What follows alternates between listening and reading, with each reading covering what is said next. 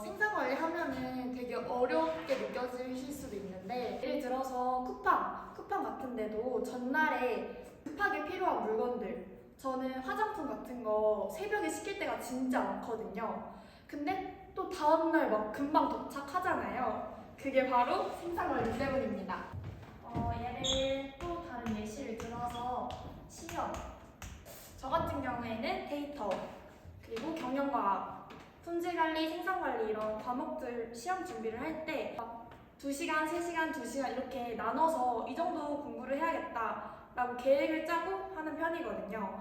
근데 막상 도서관에 가서 공부를 하다 보면 어쩔 때는 데이터만 5시간 몰아서 할 때도 있고 어쩔 때는 막 경영과학 5시간 몰아서 할 때도 있는데, 이걸 산업공학적인 관점으로 보자면 시간 배분을 잘못한 경우라고 생각하시면 되시고요. 쉽게 정리를 하자면 우리 일상생활에서 느끼는 비효율이나 대기, 시간 낭비 같은 경우에는 이 생산... 자, 첫 번째. 이제 효율성에 대해서 간단하게 설명을 해보자면 효율성은 같은 자원으로 더 많은 결과를 만들어내는 것인데, 예를 들자면 같은 시간에 더 많은 공부를 하게 되는 것이라고 생각하시면 되시고요. 자, 두 번째는 효과성은 목표를 제대로 달성하는 것. 예를 들어서 시험 점수가 실제로 오르는 거라고 생각을 하면 돼요. 그리고 마지막으로 실행 가능성은 현실적으로 가능한 계획을 세우는 것이라고 하면 되고요. 예를 들어서 하루에 12시간 공부 계획은 좀 지키기 어렵기 때문에 좋은 계획이 아니다라고 생각하시면 됩니다.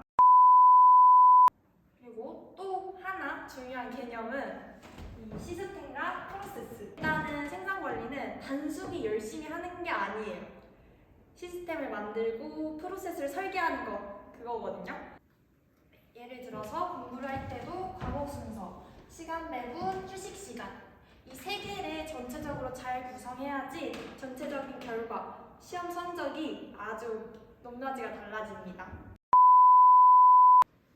또 생산관리에서는 수요 예측을 통해서 얼마나 필요할지를 미리 판단하고, 재고 관리를 통해서 낭비를 줄이고, 그리고 필요한 만큼만 생산하고 최적화를 통해서 가장 좋은 선택을 하는 거라고 생각하시면 됩니다.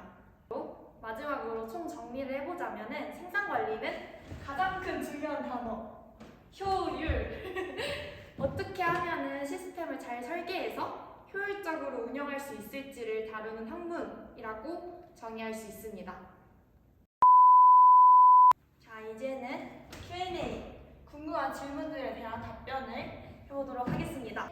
혹시 생산관리에서는 코딩을 많이 하나요? 일단은 답변을 드리자면은 데이터 분석을 위해서 파이썬이나 엑셀 사용하기도 합니다. 하지만 개발자처럼 코딩 위주로 중심으로 하는 게 아니라 데이터 기반으로 문제를 분석하는 것이 핵심이라고 생각하시면 됩니다. 생산관리 직무의 전망은 어떤가요? 아무래도 기업은 효율이 떨어지면 경쟁력이 낮아져요. 그래서 생산관리는 항상 중요한 역할을 하신다고 보면 됩니다. 생산관리는 어떤 성향의 사람이랑 잘 맞을까요? 강조했던 효율, 이걸 어떻게 하면 더 효율적으로 할 수 있을까를 계속 고민하고 효율적인 방법을 찾는 그런 분들에게 좀 잘 맞는다고 말씀드릴 수 있습니다.